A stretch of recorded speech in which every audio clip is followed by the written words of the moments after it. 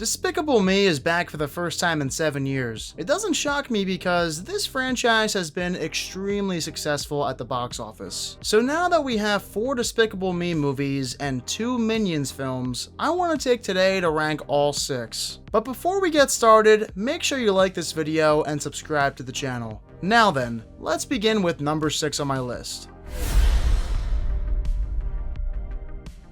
I've been talking about unnecessary 4th franchise installments this year a lot, probably because studios thought the 4 in 2024 meant it's a good idea to greenlight a 4th movie for their franchise. Well, Despicable Me 4 is the latest to join that group, and actually might be the most unnecessary of them all this year. Now, it's slightly more entertaining than a few of the films that came before, but plot-wise, it's all over the place. There's roughly 4 or 5 stories happening at once, and every single one either ends on an anticlimactic note or just gets forgotten about altogether. There's an abundance of scenes too that add nothing to the story. They're either there for comedy reasons or to fill time because they likely didn't know what else to do with this movie. Lo and behold, Despicable Me 4 is a cash grab. Everything that made the original good, such as the heartfelt and emotional elements, have been removed at this point in the franchise. It's not awful and can be entertaining, but man, they need to do something else other than making the same movie over and over again. This formula can only take the Despicable Me franchise so far.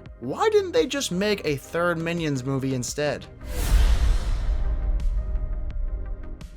As far as I know, Despicable Me 3 is widely considered the worst of the Despicable Me films. Or maybe that was until the 4th came out. I don't know. Obviously, I don't consider this the worst, but I would not call the 3rd Despicable Me a good movie. Gru's brother Drew gets introduced and he's pretty annoying. I thought maybe they would at least have a touching moment between the two brothers, but nah. The Despicable Me side of the franchise has now become more concerned with mediocre villains and random subplots for humor purposes. Thinking about it, I'm not really sure what there is to like about Despicable Me 3. I guess it's cute and some of the humor is good as usual, but the substance again is not there. All the 3rd movie is good for is that it turns your brain off for an hour and 20 minutes. Like the 4th film, not awful, just not an animated film I'll ever remember again.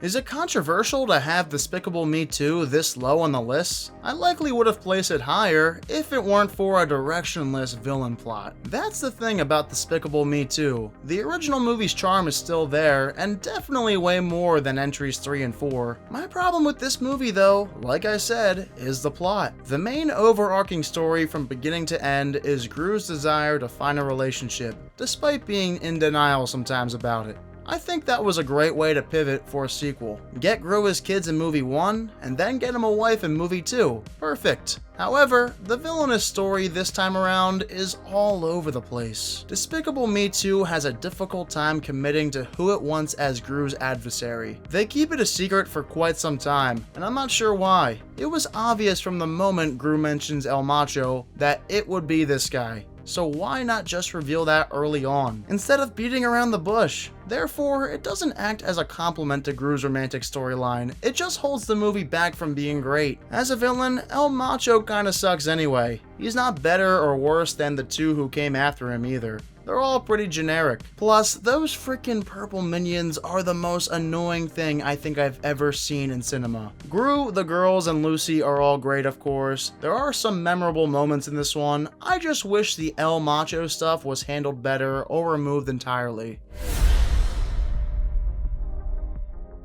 Okay, I got about 5 minutes into Minions and was sold this would be at the bottom. Simply put, it's hard to enjoy a movie whose main characters are better off kept to the side for comic relief. When you have the Minions as your main focus though, it can be a difficult watch. However, I stuck through my viewing of 2015's Minions and surprisingly had fun. After watching all 6 movies, I realized that the Minions might be my favorite part of these films, considering they haven't really done much with Gru and the girls since the first first two movies. In this prequel, I like how it takes the Minions through different times in history. It's definitely the most adventurous of any movie we've gotten from this franchise. Plus, the villain is actually formidable, and the plot is coherent. To top it off, it's one of the funnier Despicable Me franchise entries. So haters gonna hate, but I'd watch it again with my niece and nephew.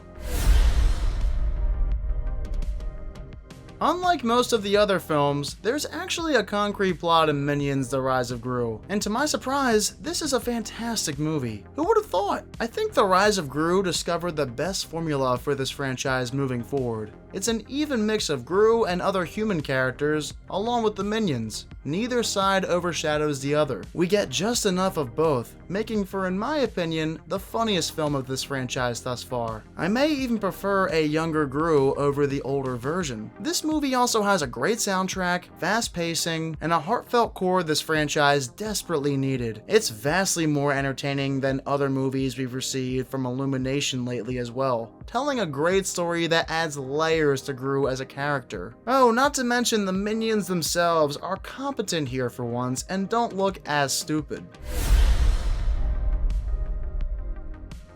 But it'd be a huge mistake for me not to put the first Despicable Me at number 1. It's cute, simple, and funny as ever. The franchise starter is the greatest of all. What most people will point out as the best part to Despicable Me 1 is Gru's character development, going from top evil villain to a loving father. It's so sweet, and I even teared up on rewatch. Everything with Gru and the girls is filmmaking at its finest. But what Despicable Me also handles really well is the villainous subplot. Clearly, Vector is a fan-favorite villain in this franchise. The man is just awesome. Yet, I love how instead of being treated as this vanilla, power-hungry, and jealous villain, they turn this storyline into a competition between Vector and Gru for who can be the better villain. It feels fresh and adds a lot more to both characters as bad guys. Overall, the original Despicable Me is loads of fun with a great sense of humor and offers enough emotional beats that'll put you in your feels.